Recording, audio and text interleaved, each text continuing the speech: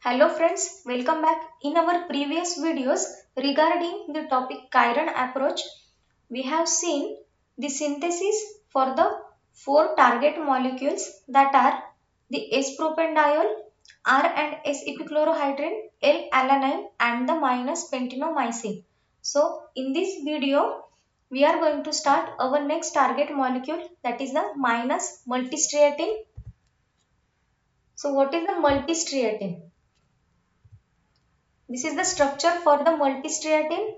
It contains two methyl groups at beta position and it having four chiral centers similar to glucose.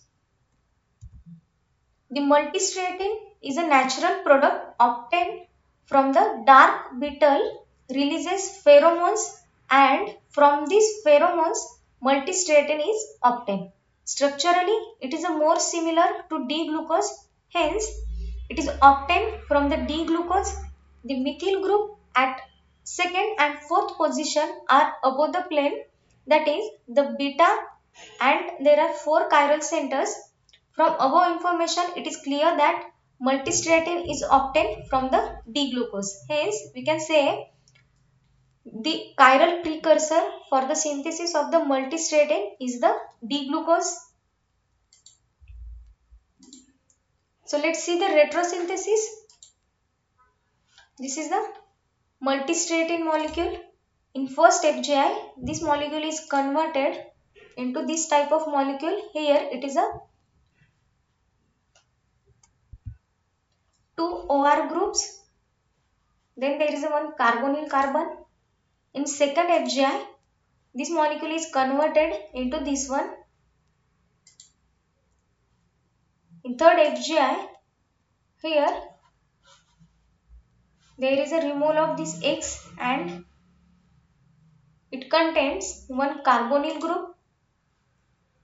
In next step, this ketone is converted into this aldehyde, and after the formation of this aldehyde, in the next FGI, we got the D-mannitol, and from the D-mannitol, we got D-mannose as a product. So our chiral starting precursor is the D-mannose.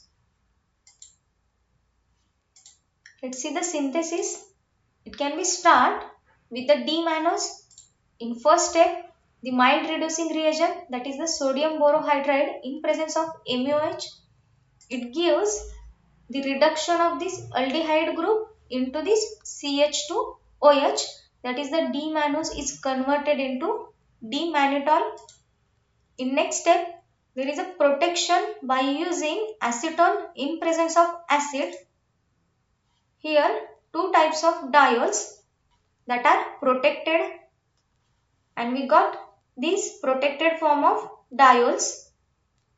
After the protection of diol, there are the oxidizing reagent used to cleave the carbon-carbon bond in vicinal diol, that is the glycol. Here it is a breaking of this carbon-carbon bond by using the lead tetraacetate, and we got the two molecules of this aldehyde in which the diol is protected.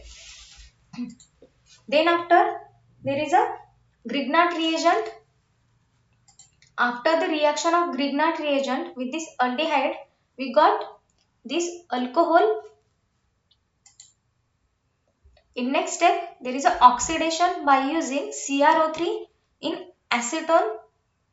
After the oxidation of this alcohol, we got the ketone as a product. This is the secondary alcohol, hence we got a ketone as a product. After the formation of ketone, here we use the Wittig reagent, that is a phosphorus ylide. This CH2 negative is attacked over this carbon and there is an opening of this O negative. The form O negative is attacked over this PPH3. Then there is a formation of betaine intermediate, and then after in final product we got here it is a alkene, that means this oxygen is converted into this alkene. This is a Wittig reaction. In next step, there is a hydroboration oxidation reaction. After the reaction of this B2H6 in presence of THF, the alkene is converted into this. Then here it is a BH2 molecule is attached to this carbon in first step. Then after the H2O2 OH negative can attack over this, and here there is a formation of OH group. This is the hydroboration oxidation reaction. Then after this OH is get protected by means of a tosyl chloride in presence of Py. Therefore here it is come the OTS group. After the formation or a protection of this OH into this OTS molecule, there is a lithium iodide in presence of acetone is used to convert this OTS into this alkyl halide. That means here it is a SN2 type reaction. OTS is a good leaving group. Therefore this iodide is easily attacked over this and OTS get removed, and here we got the iodide. In next step, there is a 3-pentanone enamine derivative in presence of ETMGBr. This is the Grignard reagent in presence of a THF, and we got the product as like this. And in last step, there is a hydrolysis. After the hydrolysis of this molecule, here it is a deprotection of this diol, and then this oxygen lone pair of this oxygen is attacked over this carbonyl carbon, and we got finally our target molecule, that is the minus multistriatin. So this is the overall mechanism for the synthesis of minus multistriatin. I hope you understand. Thank you for watching.